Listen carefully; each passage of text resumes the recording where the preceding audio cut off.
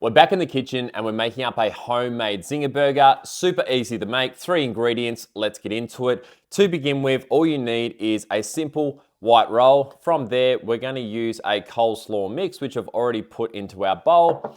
We need the high protein southern style chicken breast fillets. You can get these from Coles or Woolies. They're from FroPro.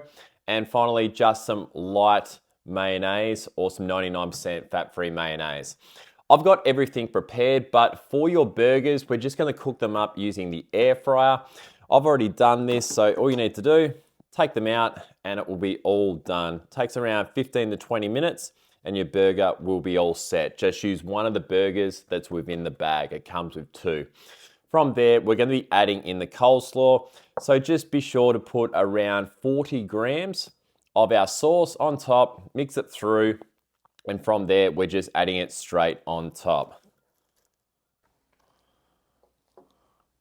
And there you have it, guys. That is 502 calories with over 46 grams of protein. Not a bad way to switch it out for your normal Zinger burger at KFC. Be sure to give it a go.